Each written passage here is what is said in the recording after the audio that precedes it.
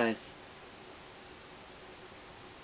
ce paganisme, mais c'est exactement ce que représente le temple de Salomon. Un temple à la gloire des dieux de ce monde. Un temple à la gloire des anges déchus, des démons. Qu'on tente de nous faire passer pour un temple à la gloire de Dieu. Si vous lisez l'Ancien Testament, bien, vous allez voir que lorsque le temple de Jérusalem à 2 reprises a été détruit, c'est parce que Dieu n'était plus capable de tolérer les abominations qu'il y avait dans ces temples. Et lorsqu'il l'a décidé, son esprit est sorti par la porte principale pour s'éloigner, ne pouvant plus supporter tout ce qu'il voyait, ne pouvant plus supporter toutes ces abominations qui se passaient. Puis ensuite, la malédiction arrivait sur Jérusalem et le temple était détruit. Croyez-vous que c'est pas ça qui va arriver aussi avec ça?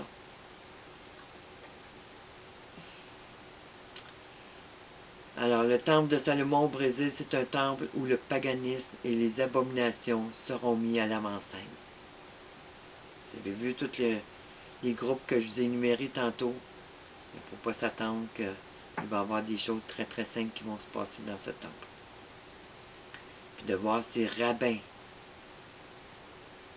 à l'inauguration, ces rabbins kabbalistes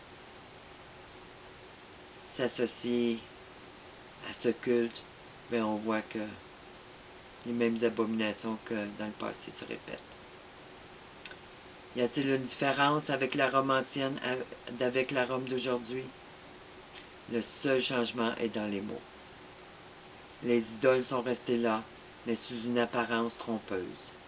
Au lieu de l'appeler Jupiter, on l'appelle Saint-Pierre. Au lieu d'appeler telle autre Minerve, Diane, Sophie, on l'appelle Marie. C'est toujours la vieille idolâtrie parée d'un nom chrétien. Puis ça, il y a bien des catholiques qui ne comprennent pas ça. Que derrière chaque statue, que derrière Marie, se cachent en réalité des démons. Alors, je vous encourage à faire une recherche plus approfondie sur le sujet. Comme toutes les religions sont invitées à s'unir, qu'elles soient chrétiennes ou non, et que chacun pourra exprimer sa foi selon sa croyance et ses convictions, il est clair que de grandes abominations seront commises dans ce temple. Il y aura l'adoration aux démons, des rituels sataniques. Il y aura les pasteurs New Age qui continueront leur charlatanisme pour séduire tous les chrétiens afin de les amener sous la coupe de Lucifer, via cette nouvelle conscience universelle qui prend place en ce 21e siècle. Et bien sûr, continuera tout ce réveil spirituel satanique, cette nouvelle Pentecôte qu'on vous vendra à prix d'argent. Parce que ces pasteurs font beaucoup d'argent avec leur prospérité financière, avec leur programme de prospérité financière. Eux sont riches. S'ils sont riches, ces pasteurs, c'est parce qu'ils vous ont dépouillé. C'est tout simplement pour ça. Tout comme nos gouvernements. A-t-il fait cette même alliance avec les nations qui chaque jour bafouent ses lois? 2 royaumes existent sur cette planète et Dieu nous demande à chacun de choisir. Dieu dit, « Celui qui m'aime garde mes commandements. » À chaque fois que le peuple péchait et se repentait, Dieu se souvenait de son alliance.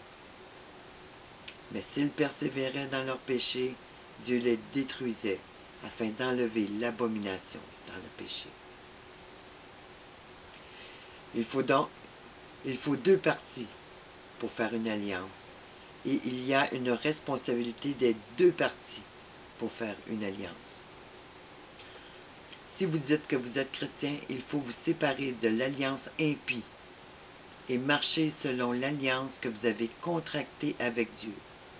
Vous devez marcher selon ses lois et ordonnances et vous séparer de l'amour de ce monde. Dans ces temps de la fin, seuls les fidèles recevront un sceau de protection sur leur front.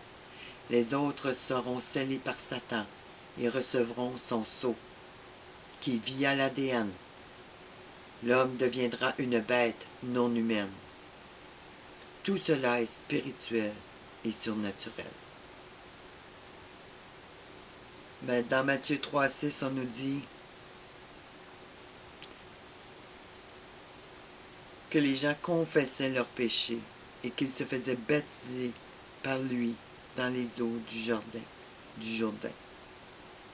Et confessant leurs péchés, ils se faisaient baptiser par lui dans les eaux du Jourdain. Alors ici, on parle de Jean-Baptiste, qui était le précurseur de Jésus. Craignez l'Éternel de tout votre cœur. Dieu a une place pour chacun de vous. Jésus-Christ est mort pour vous à la croix. Et il est ressuscité pour nous donner l'espérance d'un monde meilleur à venir. Puis ce monde, il n'est plus très loin. Mais sauf que là, il y a une grande bataille qui fait rage par le camp ennemi afin de conquérir cette planète.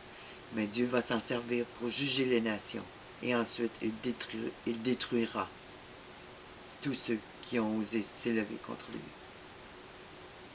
Éloignez-vous du péché et courbez aujourd'hui le genou devant le Dieu très saint. Il est notre seule espérance et Dieu ne nous ment jamais.